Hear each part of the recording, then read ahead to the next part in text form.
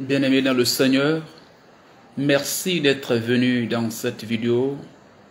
Vous êtes avec l'évangéliste Martin Théa de la mission Amour de Christ. Merci d'être venus. Par la grâce du Seigneur, nous allons suivre un enseignement très puissant. Commencez déjà à inviter vos bien-aimés, vos frères et sœurs. Dites-leur que l'évangéliste Martin est connecté. Et ce soir, le Seigneur va vous révéler beaucoup de choses. Le Seigneur va vous révéler beaucoup de choses. Invitez déjà vos bien-aimés et partagez la vidéo au maximum. Dieu va encore vous parler très puissamment dans cet enregistrement. Et likez la vidéo, aimez la vidéo pour la visibilité. Aimez la vidéo au maximum. Mosha Karabagos, Yabra Kotorabazalash, Ila Karabagos. Merci Seigneur. Merci mon Dieu, merci mon roi. Merci mon Seigneur. Merci Seigneur Jésus-Christ. Makata Rabra Dozoturamata Shebrazegos.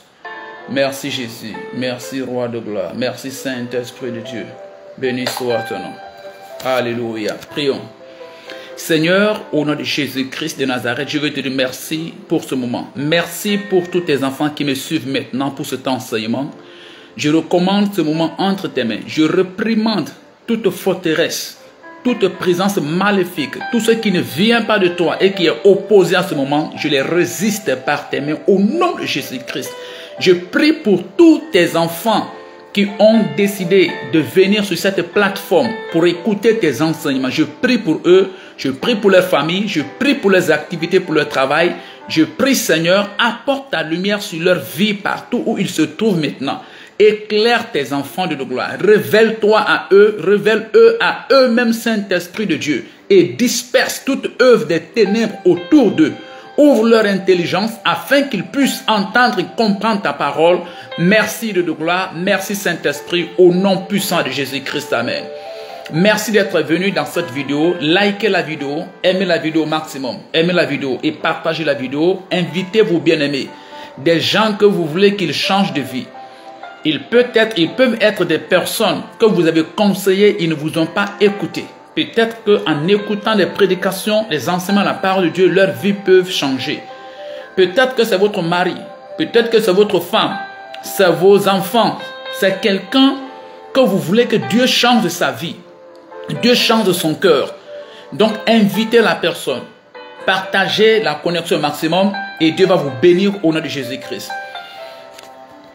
Et dans cette vidéo, par la grâce du Seigneur, nous allons parler des événements passés et futurs. Nous allons parler des événements passés et les événements du futur. La Bible nous révèle tout le plan de Dieu pour l'humanité. Tout le plan de Dieu pour l'humanité. La Bible révèle les événements passés, les événements présents et les événements futurs. Depuis le jour où Dieu a créé le ciel et la terre. Même avant que Dieu ne crée le ciel et la terre, la Bible mentionne des choses qui se sont produites même au ciel. Même comment Lucifer, l'ange là, est devenu un démon. Merci d'être venu liker la vidéo, je vous aime très fort. Même comment Lucifer est devenu un démon. La Bible révèle tout ça. La Bible nous enseigne comment les anges se sont rebellés au ciel. Et ils sont devenus des démons. Comment Dieu les a sachés. Comment Dieu a créé le monde. Comment Adam et Ève ont désobéi à Dieu. Comment Satan est venu les tromper. Les histoires qui se sont suivies. Comment Dieu a formé le peuple d'Israël. Comment Jésus est né. Comment Jésus est venu dans ce monde. Ce que Jésus a fait à la croix. Il est mort, il est ressuscité, il est monté au ciel. Toutes ces choses se sont passées, se sont produites à votre insu, à mon insu. Ça ne s'est pas produit devant nous. Toutes ces choses ne se sont pas passées devant nous. Ce sont des événements qui se sont produits au moment où nous n'étions pas encore sur cette terre. Donc la Bible enseigne toutes ces choses. Même les choses qui se produisent aujourd'hui, la Bible a parlé de toutes ces choses. Les prophètes avaient prophétisé de tout ce qui se produit aujourd'hui. Même ce qui va encore se passer. dans le futur, ce qui va se passer après ce monde, au retour de Jésus-Christ, le jugement dernier et l'enfer. La Bible enseigne tout. La Bible est le seul livre, qui enseigne ces choses.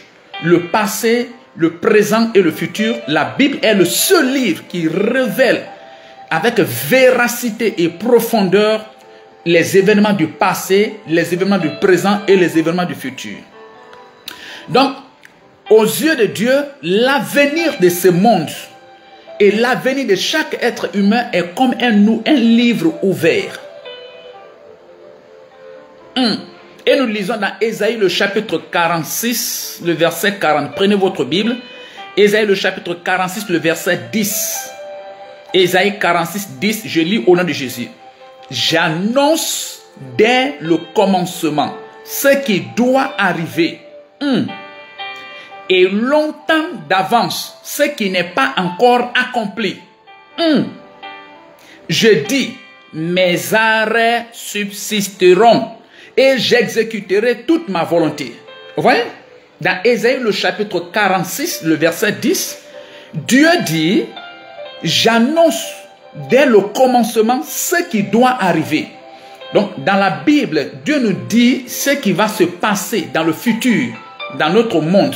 Donc si vous voulez connaître les choses qui vont se passer dans ce monde, dans le futur, ce qui va arriver à notre humanité, à chaque être humain, même après sa mort, la Bible révèle cela. C'est la seule Bible, c'est le seul document, le seul livre qui révèle cela, qui montre cela. Il dit, et longtemps d'avance, ce qui n'est pas encore, ouais, les choses qui ne sont pas produits encore, il dit, mes arrêts subsisteront. J'exécuterai toute ma volonté. Ce que Dieu a dit, ce qu'il a écrit dans cette Bible, ce qu'il a décrété, ces choses se produiront. Ces choses se manifesteront, ces choses seront exécutées. Rien ne peut empêcher la Bible de s'accomplir. Rien ne peut empêcher les prophéties qui sont dans la Bible de s'accomplir. Merci d'être venu mon frère, je vous aime très fort. Aimez la vidéo et partagez la vidéo. Likez la vidéo. Rien ne peut empêcher l'accomplissement de la prophétie. Rien ne peut arrêter les prophéties bibliques. Rien ne peut l'arrêter. Donc Dieu a dit, il dit dans Ésaïe 46, le verset 10, il dit, j'annonce dès le commencement ce qui doit y arriver. Vous voyez, dès le commencement, il dit, j'annonce ce qui doit y arriver. Et longtemps d'avance, ce qui n'est pas accompli. Même les choses qui ne sont pas encore accomplis, Dieu les annonce. Merci, je vous aime très fort. Il dit, j'exécute ma volonté, j'exécuterai ma volonté. Donc, la volonté de Dieu est révélée dans la Bible, dans la parole de Dieu. Je vous aime très fort, je vous aime très fort. Dans la volonté de Dieu, il y a des événements passés. Comment Lucifer est devenu un démon? Comment les anges de Dieu sont devenus des démons? Comment ils ont suivi Lucifer? Tout est révélé dans la Bible. Comment Dieu a créé Adam et Ève? Comment Satan, Lucifer est venu dans le jardin d'Éden, il a trompé Adam et Ève. Et il a pris le contrôle sur tous les êtres humains. Dieu révèle tout cela dans la Bible, dans le seul livre. Ce qui s'est produit, comment Jésus est venu dans ce monde, ce qu'il a fait. Et comment Jésus va revenir. Et à son retour, qu'est-ce que Jésus va faire? Et c'est ce que nous allons dire, c'est ce que nous allons détailler dans cette vidéo, dans cet enseignement. Je vous aime très fort. Longue vie à vous, bien-aimés. Merci, le Seigneur vous bénisse. Selon le plan de Dieu, la mort de Jésus devait être suivie de sa résurrection. Ça, c'était le plan de Dieu. Dans le plan de Dieu, Jésus-Christ de Nazareth devait venir dans ce monde, mourir à la croix, être enterré, 1 jour, 2 jours, 3 jours, et le 3e jour, Jésus devait ressortir du tombeau et revivre. Donc, des prophètes avaient prophétisé cela longtemps avant, des siècles avant. Nous pouvons lire cela dans Ésaïe, le chapitre 53, du verset 1 au verset 12. Prenez votre Bible, s'il vous plaît. Prenez votre Bible. Ésaïe, le chapitre 53, du verset 1 au verset 12. Je lis au nom de Jésus-Christ. Dieu avait révélé longtemps, c'était le plan de Dieu. Dieu a un plan. Ce n'est pas un Dieu désordonné, un Dieu de hasard. Il fait les choses de façon ordonnée. Et dans le plan de Dieu, Jésus-Christ ne devait pas seulement venir et puis parler dans le monde et puis monter directement au ciel, comme les gens le racontent. pour confondre les gens, pour troubler les gens. D'après le plan de Dieu, Jésus-Christ devrait naître d'une vierge. D'après le plan de Dieu, il devrait être appelé Emmanuel. D'après le plan de Dieu, Jésus devait marcher sur la terre et révéler le cœur et les pensées de Dieu aux hommes, aux humains.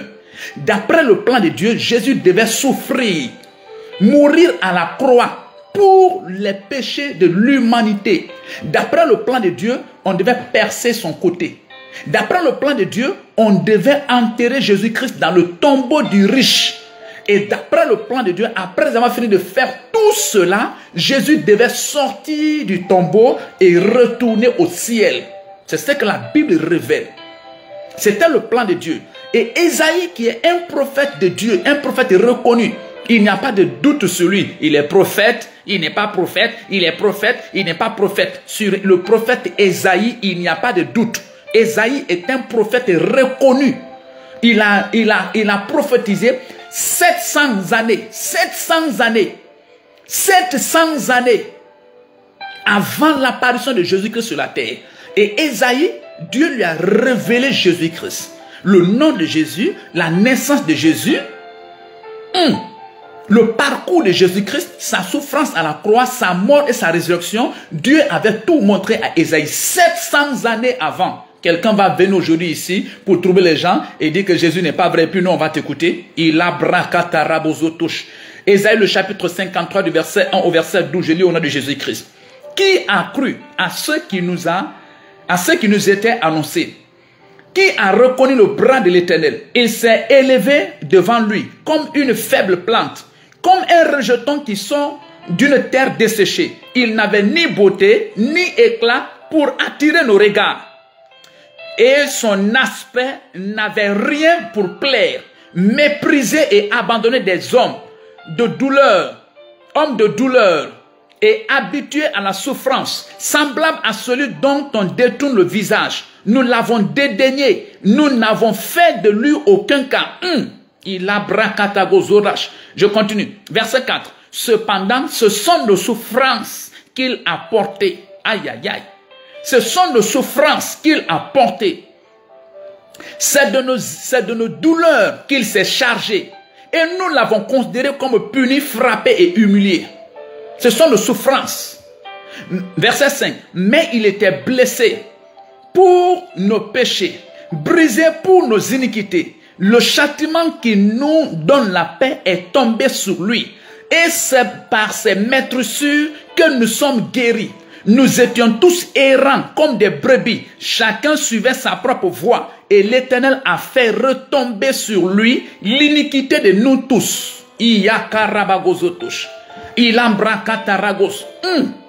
Verset 7. Il a été maltraité, opprimé, et il n'a point ouvert la bouche, semblable à un agneau qu'on mène à la boucherie. À une brebis muette, devant ceux qui l'attendent, il n'a point ouvert la bouche. Il a été enlevé par l'angoisse et le châtiment. Et parmi ceux de sa génération, qui a cru qu'il était retranché de la terre des vivants et frappé pour les péchés de mon peuple? Il a bragozotosh. Verset 9. On a mis son sépulcre parmi les méchants, son tombeau avec le riche, quoiqu'il n'ait point commis de violence. Et qu'il n'y ait point eu de fraude dans sa bouche. Verset 10. Il a plu à l'Éternel de le briser par la souffrance, après avoir livré sa vie en sacrifice pour le péché. Après avoir livré sa vie en sacrifice pour le péché. Makaragos.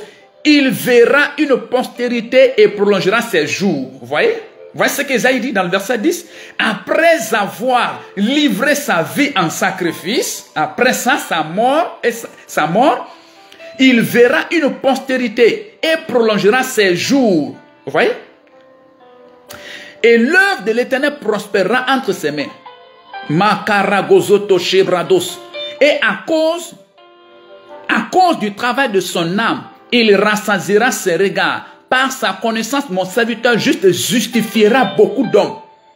Mon serviteur juste justifiera beaucoup d'hommes. Et il se chargera de leurs iniquités. C'est pourquoi je lui donnerai sa part avec les grands.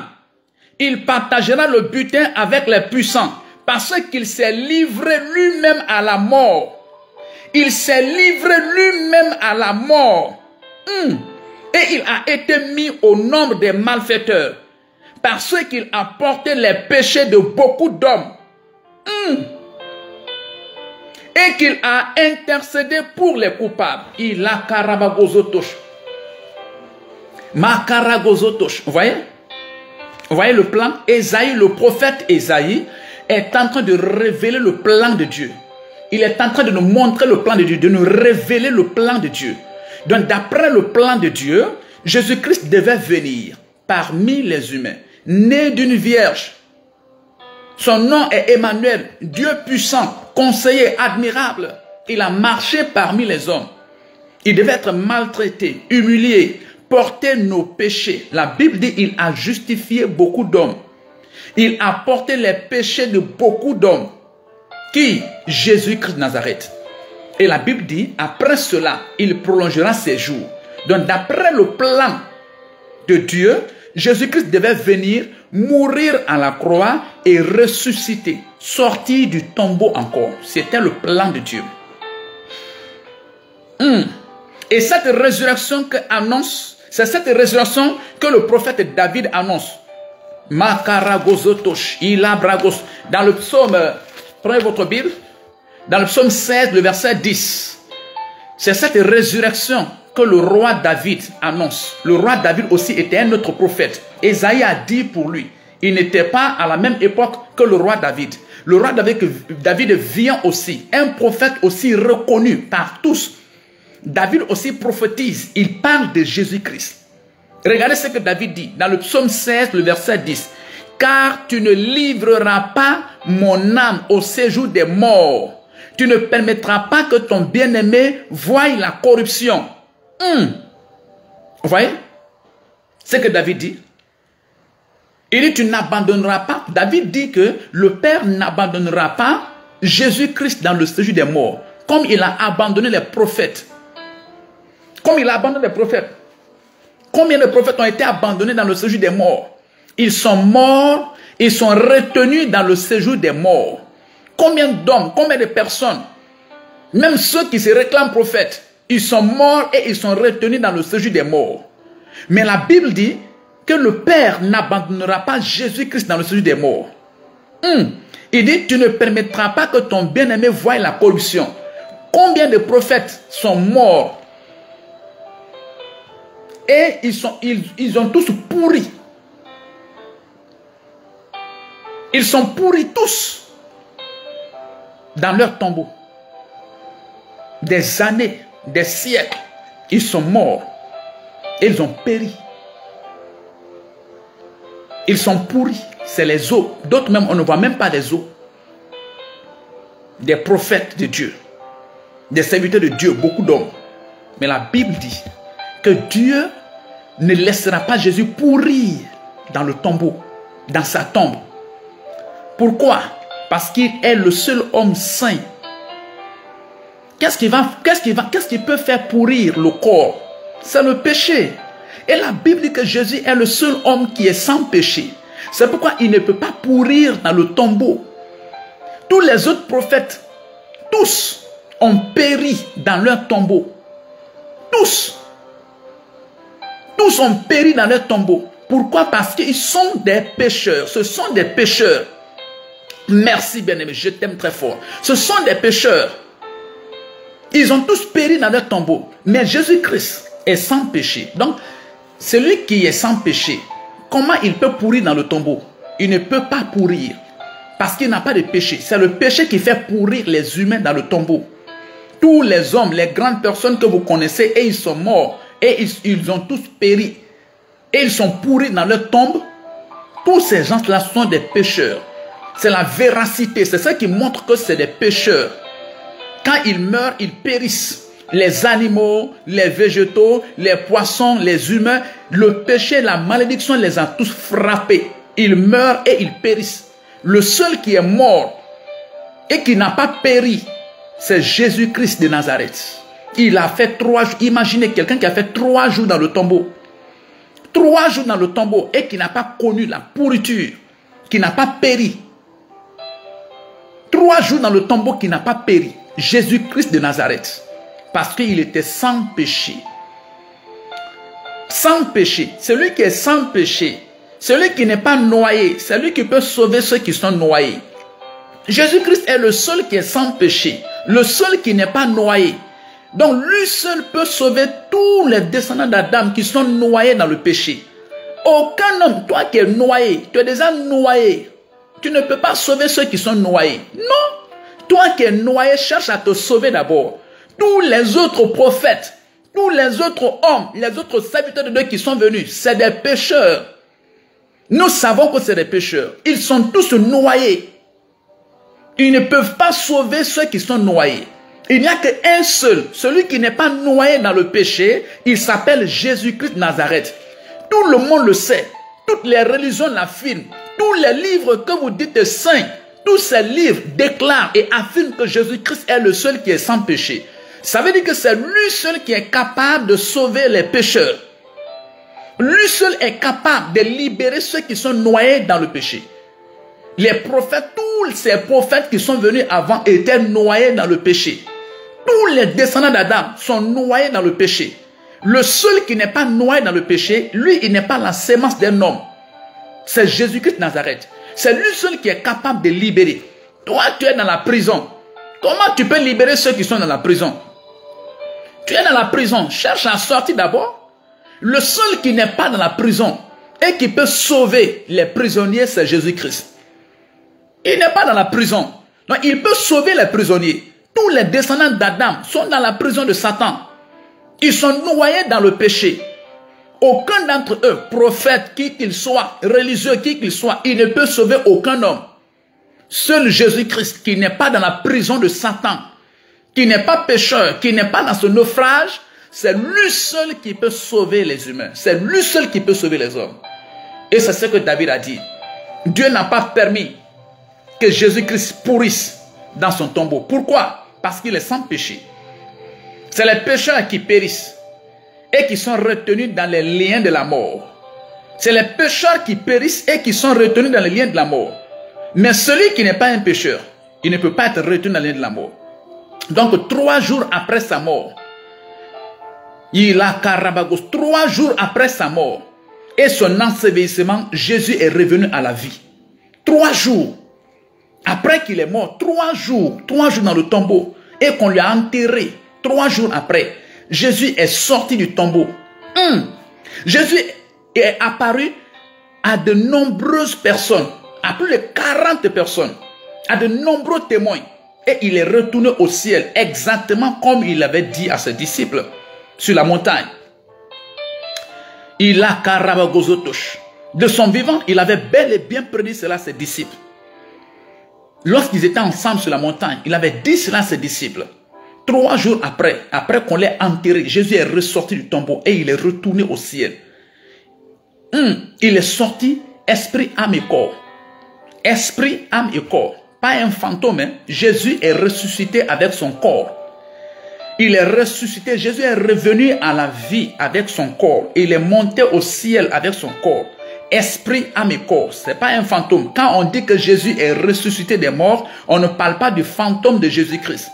Il est ressuscité esprit, âme et corps. Et il est monté au ciel.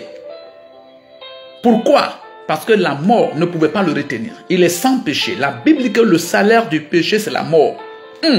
Mais Jésus n'est pas un pécheur. Donc, comment est-ce que la mort peut toucher Jésus-Christ? La mort ne peut pas atteindre Jésus-Christ. La mort ne peut pas retenir Jésus-Christ. Parce qu'il n'est pas pécheur. Il a Karagos. Donc, les dernières paroles, après sa mort et sa résurrection, les dernières paroles que Jésus leur adressa étaient une promesse. Après la mort de Jésus-Christ à la croix et sa résurrection, merci, je vous aime très fort. Merci de liker la vidéo. Merci de partager aussi.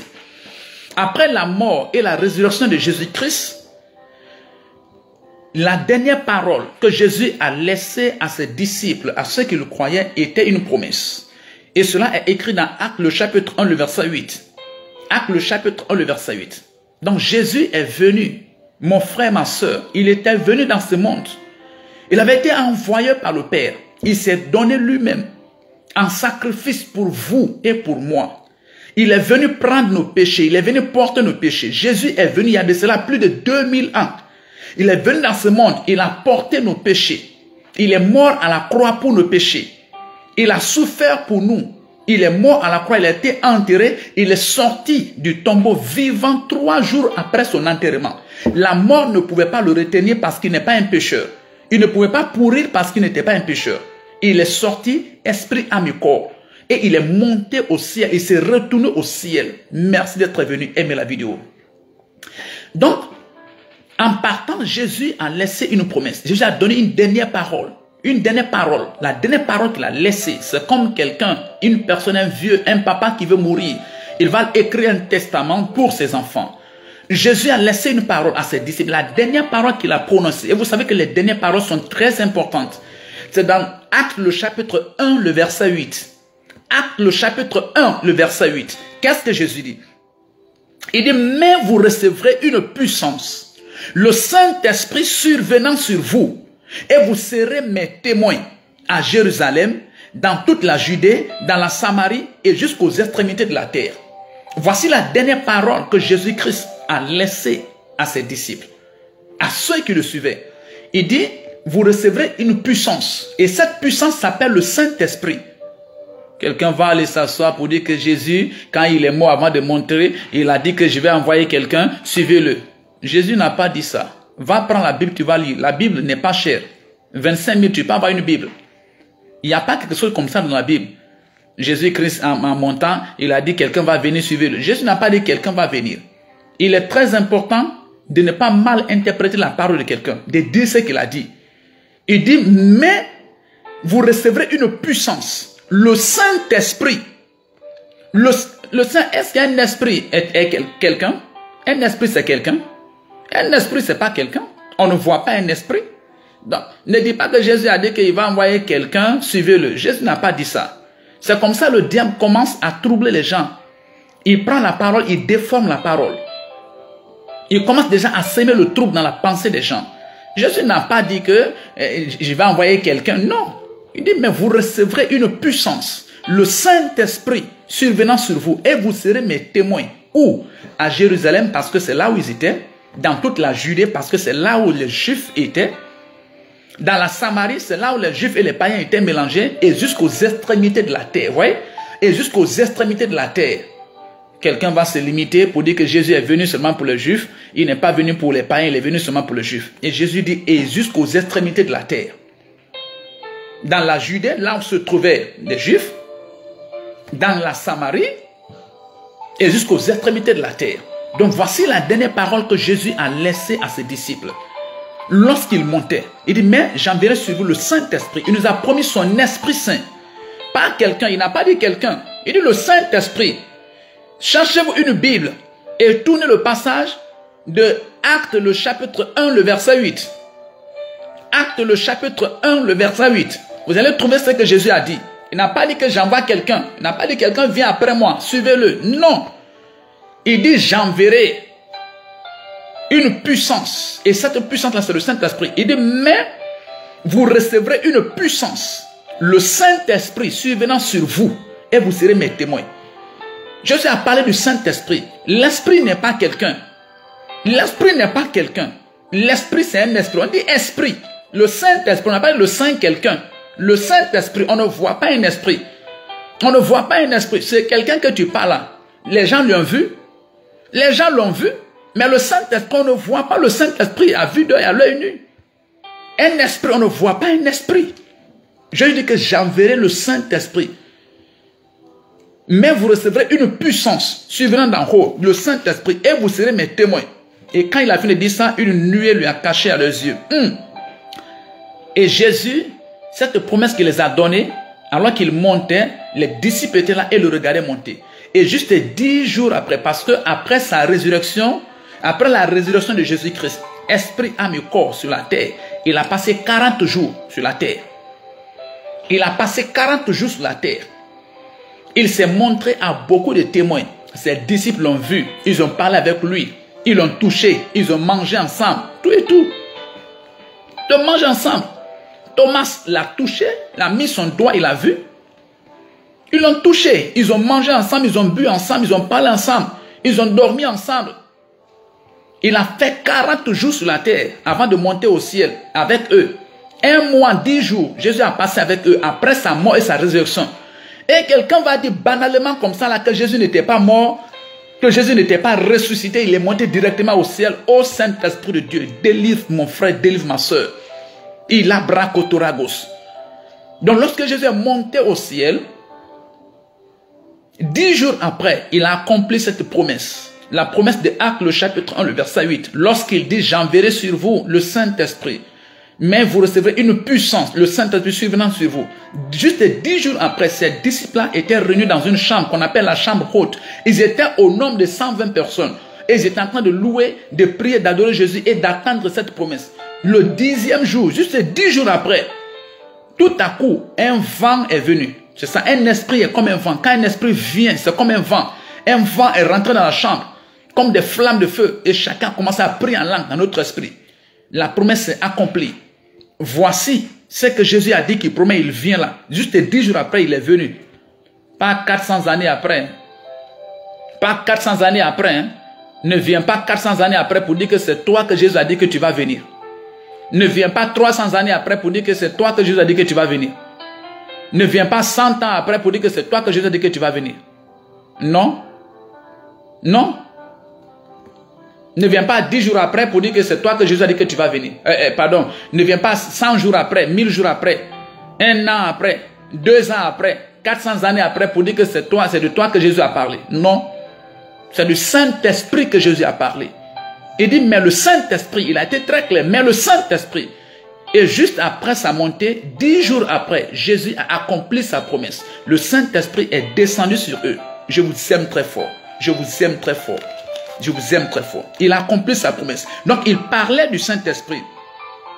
Il a karagosos. Il parlait du Saint-Esprit. Et le Saint-Esprit est descendu effectivement. Et ce jour-là, après la descente du Saint-Esprit, ils ont commencé à témoigner de Jésus-Christ, à parler de Jésus. Ils ont reçu le Saint-Esprit. Jésus a reçu tout pouvoir dans le ciel et sur la terre. Il dit ça dans l'évangile de Matthieu, le chapitre 28, le verset 18. Tout pouvoir dans le ciel, tout pouvoir, il n'y a aucun pouvoir dans le ciel que Jésus n'a pas. Tout pouvoir dans le ciel, Jésus a. Sur la terre aussi, il n'y a aucun pouvoir sur la terre que Jésus n'a pas. Tout pouvoir sur la terre, Jésus a tout pouvoir dans les cieux et sur la terre. Il a tout pouvoir. Donc il dit, j'ai reçu tout pouvoir dans les cieux et sur la terre. L'évangile de Matthieu, le chapitre 28, le verset 18. Il n'y a aucun pouvoir dans le ciel que Jésus n'a pas, qu'il n'a pas reçu. Il n'y a aucun pouvoir sur la terre que Jésus n'a pas reçu. Donc, or, qui a tout pouvoir si ce n'est Dieu? Qui peut avoir tout pouvoir dans le ciel si ce n'est Dieu? Qui peut avoir tout pouvoir sur la terre si ce n'est Dieu? Dans les cieux en même temps et sur la terre, il a reçu tout pouvoir. L'évangile de Matthieu, le chapitre 28, le verset 18. Ouvrez votre Bible et lisez. Prenez votre téléphone, téléchargez la Bible et ouvrez. Il est ce seul. Quel est ce prophète qui a reçu tout pouvoir dans les cieux et sur la terre? Quel est ce serviteur de Dieu, ce messager de Dieu qui a reçu tout pouvoir dans les cieux et sur la terre? Seul Jésus-Christ.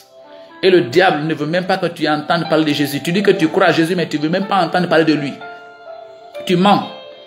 Tu dis que tu crois en Jésus-Christ, mais tu ne veux même pas ouvrir la Bible pour lire l'histoire de Jésus-Christ. Toi, comment toi tu crois? Toi, tu crois en quelqu'un, tu ne veux même pas entendre parler de lui. C'est quel type de croyance? Tu dis que tu crois en quelqu'un, tu ne veux même pas lire son histoire. C'est quel type de croyance? Tu dis que tu crois en quelqu'un, tu veux pas pratiquer ce qu'il dit. Ça, c'est quel type de croyance? Si tu crois en quelqu'un, tu l'écoutes. Si tu crois en quelqu'un, tu lis son histoire. Si tu crois en quelqu'un, tu pratiques sa parole. Si tu crois en quelqu'un, tu suis son exemple. Jésus cherchait les démons. Tu le crois, non? Pourquoi tu ne cherches pas les démons? Jésus opérait les miracles. Tu le crois, non? Pourquoi tu ne le fais pas? Jésus prêchait la parole de Dieu. Le pardon, l'amour, la douceur. Pourquoi tu ne prêches pas cela? Tu dis que tu crois à Jésus. Mais lorsqu'on te parle de Jésus à côté, non, tu craches. Tu dis que tu crois à Jésus. Mais lorsqu'on te parle de l'histoire de Jésus-Christ, tu ne veux même pas entendre. Tu interdis les gens d'entendre parler de Jésus-Christ. Mais tu dis que tu crois en Jésus-Christ. Qui trompe qui? Il faut bien vérifier ton cœur. Il ne faut pas te mentir à toi-même. Ne te mens pas à toi-même. Jésus-Christ, celui-là qui a reçu tout pouvoir dans les cieux et sur la terre. Tout pouvoir. Jésus-Christ de Nazareth. Aucun prophète n'a reçu tout pouvoir. Il a bracos. Il est maintenant vivant auprès de Dieu le Père. Et il fortifie et il dirige par son Saint-Esprit qu'il a envoyé tous ceux qui se confient à lui. Tous ceux qui se confient à lui. Tous ceux qui se confient. Tous ceux qui croient en Jésus-Christ. Tous ceux qui écoutent Jésus, qui écoutent les paroles de Jésus-Christ, qui lisent les enseignements de Jésus et qui les mettent en pratique. Tous ces gens-là, Jésus les dirige par son esprit. Il est auprès du Père, au ciel. Il est au ciel, au paradis, avec le Père. Et son esprit qu'il a envoyé, son Saint-Esprit, pas quelqu'un de... Son Saint-Esprit qu'il a envoyé là, voilà. Son Saint-Esprit là, habite en nous. Et son Saint-Esprit là, nous dirige. Son Saint-Esprit là, nous fortifie. Son Saint-Esprit là, nous guide, nous protège, nous enseigne. Il est en nous. Son Saint-Esprit est en nous. Il habite en nous. Ce n'est pas quelqu'un qui est auprès de nous. Il est en nous. Son esprit. Je vais vous parler du retour de Jésus-Christ. Je vais vous parler du retour de Jésus-Christ. La Bible révèle que le Seigneur Jésus-Christ reviendra personnellement et corporellement. De la même manière qu'il est monté au ciel, il reviendra comme ça. Esprit, âme et corps. Il viendra personnellement. Jésus-Christ reviendra personnellement sur cette terre. Et corporellement. Il revient avec puissance. Et une grande gloire accompagnée de ses anges. Et son retour sera inattendu. Nul ne connaît ni le jour ni l'heure. Vous pouvez lire cela dans la Bible. L'évangile de Matthieu, lisez tout le chapitre 24. Et lisez tout le chapitre 25. Vous allez lire l'histoire du retour de Jésus-Christ. Jésus va revenir. Il va t'asseoir pour dire que Jésus revient pour dire aux chrétiens, je vous ai parlé de m'adorer, je vais parler de me suivre. Il vient pour renverser les églises, pour casser les croix. Qui t'a dit ça? Ça, c'est écrit où dans la Bible? Hey! Qui t'a dit ça? Prends ta Bible. Lis de grâce. Même un élève la première année sait lire et écrire. Même un élève la première année sait lire et écrire. Prends ta Bible et lis. L'évangile de Matthieu, le chapitre 24 et le chapitre 25. Lis les deux chapitres. Tu vas voir le retour de Jésus-Christ. S'il y a des églises qui sont détruites là-bas, s'il y a des chrétiens qui sont frappés là-bas, s'il y a des croix qui sont brisées là-bas, lis. Je vous donne les références. L'évangile de Matthieu, le chapitre 24 et le chapitre 25. On parle du retour. Jésus même parle de son retour. Ce n'est pas quelqu'un d'autre qui raconte cette histoire. C'est Jésus lui-même qui raconte l'histoire de son retour. Quand il viendra, qu'est-ce qu'il va faire? C'est clair. Tu ne vas pas lire, tu laisses ça pour t'attacher aux fables, aux histoires, aux contes. Non, c'est écrit. Noir sur blanc dans la Bible. L'évangile de Matthieu, le chapitre 25. Le chapitre 24, le chapitre 25. Matthieu a vu Jésus-Christ. Matthieu était avec Jésus-Christ. Jésus a appelé Matthieu. Et c'est Matthieu qui raconte cette histoire. Tu laisses ça pour t'attacher à l'histoire de quelqu'un qui est venu, hein? 400 après, 200 après, 100 après, 50 après, ainsi de suite. Non. Non. Non. Matthieu était là, il a vu, il a parlé avec lui, il a mangé avec lui, il a touché. Et c'est ce que Jésus dit. Il raconte l'histoire de son retour. Il reviendra. Esprit, âme et corps. Corporellement, comme il est monté au ciel. Esprit, âme et corps. Il redescendra encore du ciel. Esprit, âme et corps. Et à son retour, tout œil le verra. Dans Apocalypse, le chapitre 1, le verset 7. Est-ce que nous pouvons lire? Est-ce que nous pouvons lire? Apocalypse 1, 7. Makaragozotosh. Apocalypse, le chapitre 1, le verset 7. Il a bragozotosh. Merci Jésus-Christ. Merci Jésus-Christ. Celui-là même qui revient. Le Dieu qui revient. Mon Seigneur qui revient. Apocalypse, le chapitre 1, le verset 7. Il a karabagozos. Je lis au nom de Jésus-Christ. Voici, il vient avec les nuées. Et tout œil le verra. Même ceux qui l'ont percé. Et toutes les tribus de la terre se lamenteront à cause de lui. Oui, amen. Verset 8. Je suis l'alpha et l'oméga. Aïe, c'est lui-même qui parle. Je suis l'alpha et l'oméga. Celui qui est, qui était et qui vient, le tout-puissant. Hey, c'est lui-même qui dit, le tout-puissant. Il dit qu'il est l'alpha et l'oméga. Jésus-Christ reviendra. Esprit, âme et corps. Ce n'est pas une histoire. Il ne vient pas en esprit. Il reviendra esprit, âme et corps. Et à son retour, tout œil le verra. Vous pouvez lire cette histoire dans Apocalypse, le chapitre 1, le verset 7. Notez la référence. Il a bragozotosh. Il a karagozotosh. Jésus est revenu pour la première fois. Il est venu sauver les perdus. Il est venu me sauver. Il est venu nous sauver. Il est venu vous sauver. Il est venu sauver notre nation. Il est venu sauver le monde entier. C'était pour la première fois où Jésus est venu. Il a marché sur la terre. Il a souffert pour nous. On lui a humilié. On a craché sur lui. On lui a cloué à la croix. On lui a enterré. Ça, c'était pour sa première venue.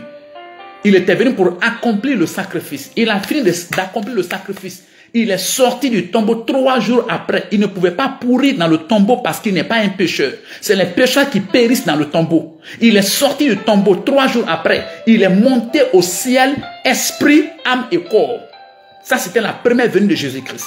La deuxième venue, il redescendra encore, esprit, âme et corps. Et quand il reviendra, ça ne sera pas encore pour sauver les gens. Il a bracotori bagos. Aujourd'hui, vous pouvez vous confier à Jésus-Christ. Merci maman, Dieu vous bénisse. Merci maman, merci d'être venu. Il reviendra encore. Jésus reviendra encore. Confiez-vous à Jésus-Christ. Vous avez cette opportunité. Aujourd'hui, vous avez cette chance de tourner vers Jésus-Christ. Ne négligez pas ce privilège. Ne négligez pas cette grâce, cette opportunité que Dieu vous accorde. Tournez-vous vers Jésus-Christ aujourd'hui si vous entendez sa voix.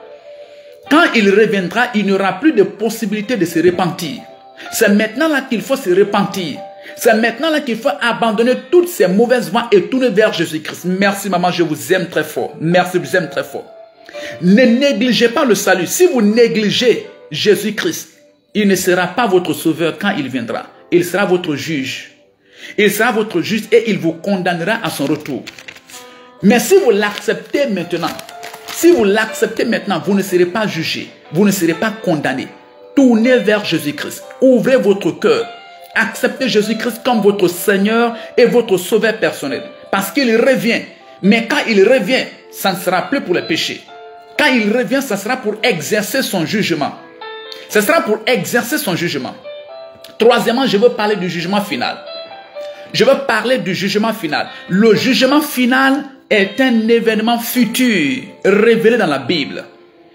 Le jugement final, le jugement dernier, c'est un événement qui ne s'est pas encore produit, qui va se produire. Et cet événement est révélé dans la Bible. Dans toute la Bible, il est parlé du jugement final. Et ce jugement final, c'est Jésus-Christ qui va exercer ce jugement. Toi qui ne veux pas entendre parler de Jésus-Christ, toi qui dis que Jésus n'est pas Dieu, tu ne veux pas te confier à Jésus-Christ, tu dis que Jésus n'est pas le sauveur du monde. C'est Jésus-Christ qui va sauver, qui va juger, le monde. Le jour du jugement dernier, c'est Jésus-Christ qui sera le juge. Il n'y aura aucun autre juge. Et il a clairement dit, il a reçu tout pouvoir dans les cieux, tout pouvoir sur la terre. C'est lui qui sera le juge. Celui qui croit en Jésus-Christ maintenant, il ne viendra pas à ce jugement. Il ne sera pas jugé. Si aujourd'hui vous acceptez Jésus-Christ, vous tournez vers Jésus-Christ, vous croyez en Jésus-Christ comme votre Seigneur, votre Sauveur personnel, vous ne serez pas jugé. Ce jour-là, vous ne serez pas jugé. Le jugement est pour ceux qui sont religieux, est pour ceux qui sont rebelles, est pour ceux qui ne veulent pas accepter que Jésus-Christ est mort à la croix pour leurs péchés. Le jugement est pour ceux qui cherchent Dieu avec calcul et mathématiques. On ne cherche pas Dieu avec calcul et mathématiques. Jésus-Christ n'est pas calcul et mathématiques. Non, avec ta petite tête, tu veux calculer Dieu avec mathématiques, tu veux calculer Jésus avec mathématiques. Tu compares, tu raisonnes, quand on voit ça, Non, non, non, non. Jésus est plus grand, Dieu est plus grand que notre tête. Ce n'est pas les mathématiques. Les mathématiques, ça c'est les petites sauges. Ça c'est les petites sauges. Si tu ne peux pas comprendre Jésus-Christ, ça veut dire que tu as un problème de compréhension. Ça veut dire que ton niveau est bas. Si tu ne peux pas accepter, tu ne peux pas croire que Jésus-Christ est le sauveur du monde, il est le Fils de Dieu, c'est que tu as un problème de niveau, un problème de compréhension. C'est que ton niveau est très petit. Ton niveau est très petit. Parce que c'est quelque chose qui est très difficile. C'est quelque chose qui est très facile à comprendre. C'est très facile à comprendre que Jésus-Christ est le sauveur du monde. Regardez juste. Regardez juste. Tous les Bibles révèlent qu'il est le seul qui est sans péché. Cela suffit. C'est facile à comprendre. Tous les livres révèlent, même la science connaît Jésus-Christ. Même la science parle de Jésus-Christ. Donc c'est facile à comprendre que Jésus-Christ est le sauveur du monde. Si tu ne peux pas comprendre que Jésus-Christ est le sauveur du monde, Jésus-Christ est le Fils de Dieu, il est le Seigneur de ce monde, c'est que tu as un problème de compréhension. C'est que ta compréhension est très petite. C'est que ton niveau est très petit. Ton niveau est très petit. Parce que c'est très facile à comprendre que Jésus-Christ est le sauveur du monde. Il est le seul sans péché. Le seul sans péché. Merci, je t'aime très fort mon ami. Le seul sans péché. Le seul né d'une vierge. Celui qui est mort et ressorti du tombeau. Ces choses-là sont très suffisantes. C'est suffisant de comprendre que Jésus-Christ est le sauveur du monde. C'est très facile à comprendre. C'est très facile à comprendre. C'est très facile à comprendre. Ce n'est pas des mathématiques, ce n'est pas l'histoire, ce n'est pas la géographie. Ça, ce sont des petites sauges. Ce sont des petites sauges. Il a caragos. Donc Jésus reviendra. Et il reviendra juger le monde. Mais aujourd'hui, si vous l'acceptez comme votre Seigneur et votre sauveur personnel, la Bible dit que vous ne serez jamais jugés. Le paradis est pour vous, le ciel est pour vous. Mais si vous continuez de faire vos petites mathématiques avec la petite tête, à faire les comparaisons, c'est ma raison qui est la meilleure raison, c'est mon prophète qui est temps, ainsi de suite. Si Jésus revient, c'est fini. Au retour de Jésus-Christ, il n'y aura plus d'opportunité de se repentir. C'est fini. C'est maintenant là qu'il n'est pas venu encore. C'est maintenant là qu'il faut l'accepter comme votre Seigneur et votre sauveur personnel. Ouvrez la Bible dans Matthieu le chapitre 24, le chapitre 25. Pour celui qui a posé la question, il revient quand? Ouvrez la Bible, Matthieu le chapitre 24, Matthieu le chapitre 25 et lisez et envoyez-moi par message ce que vous avez lu dans ce passage. Comme vous pouvez lire, la Bible dit que nul ne connaît ni l'heure ni le jour. C'est pourquoi nous nous approchons de Dieu par la foi. Si tout le monde savait qu'il vient demain, chacun allait pécher aujourd'hui et demain se repent. Avant demain, il se repentisse. Dieu est plus sage que l'homme. Il est plus grand que notre petite tête. Il est plus grand que notre petite tête. S'il disait que je viens en 2050, en 2020, tout le monde allait pécher. Il dit que non, il n'est pas prêt pour revenir d'abord. Je vais pécher. Quand il reste 2 minutes, je vais me repentir. On n'est pas plus intelligent que Dieu. C'est pourquoi la Bible dit clairement que nul ne connaît ni l'heure ni le jour. Prenez votre Bible dans l'évangile de Matthieu, le chapitre 24 et 25. Lisez ce que vous avez trouvé, ramenez-moi. La Bible dit que nul ne connaît ni l'heure ni le jour. Même un ange de Dieu ne connaît l'heure, ni un prophète, ni un serviteur de Dieu. Dieu est très sage. Il est très sage. S'il dit qu'il vient en 2050, vous allez passer toute votre vie à pécher, à faire ce que vous voulez. Et à 2 minutes de son retour, vous allez vous repentir. Vous allez vous repentir. Quand la mort vient, est-ce que la mort vous dit à quelle date elle vient? Allez-y demander à la mort. La mort, tu viens quand? Les enfants meurent, les jeunes meurent, les vieux meurent. Les vieux meurent, pardon. Les vieux meurent. Dieu est plus sage que les hommes. C'est là où Dieu est plus sage que les hommes. Quel est l'homme qui connaît le jour de sa mort? C'est comme ça le retour de Jésus-Christ. La Bible dit cela clairement. Il revient. Vous n'avez pas besoin de croire que la mort existe. Quand la mort vient, elle ne vous dit pas quand je viens. Quand elle vient, vous saurez que la mort existe. C'est la même manière.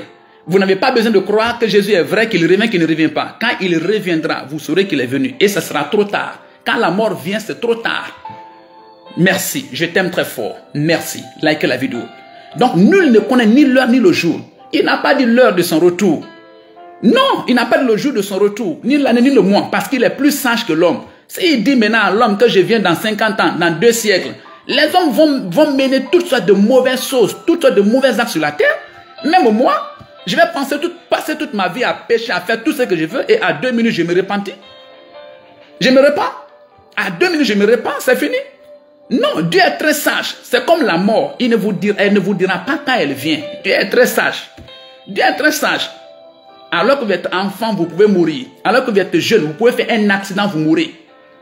Alors que vous êtes vieux, vous pouvez mourir. Donc c'est maintenant là qu'il faut donner sa vie. Je t'aime très fort, mon ami. Merci. Je t'aime très fort. Dieu est très sage. C'est pourquoi nous devons nous approcher de Dieu par la foi. Vous pouvez lire cela dans Matthieu, le chapitre 24, le chapitre 25. Il dit, nul ne connaît ni l'heure ni le jour. Donc c'est par la foi que nous nous approchons de Dieu. Par la foi. Merci, je t'aime très fort. Je t'aime très fort. Ma Karagozotosh. Je te répondrai après, mon ami. Je t'aime très fort. Il a Karagos. Alléluia. Alléluia. Dans Jean le chapitre 3, le verset 18, regardez ce qu'il dit. Notez le passage. Jean le chapitre 3, le verset 18. Est-ce que vous êtes là? Il a Karabrados. Jean le chapitre 3, le verset 18. Je lis au nom de Jésus-Christ. Notez les références, s'il vous plaît. Jean 3, 18. Je lis au nom de Jésus-Christ. Il dit, celui qui croit en lui n'est point jugé. Mais celui qui ne croit pas est déjà jugé. Aïe, aïe, aïe. Pourquoi? Parce qu'il n'a pas cru au nom du Fils unique de Dieu. L'évangile de Jean, le chapitre 3, le verset 18. Notez la référence et lisez. Celui qui ne croit pas que Jésus vient est déjà jugé. Celui qui croit que Jésus vient, que Jésus est le Fils de Dieu, il est déjà sauvé. C'est par la foi. La foi, c'est croire sans voir. On n'a pas vu, mais on croit. On ne voit pas le vent, mais on croit que le vent existe et on sent le vent, on sent sa présence.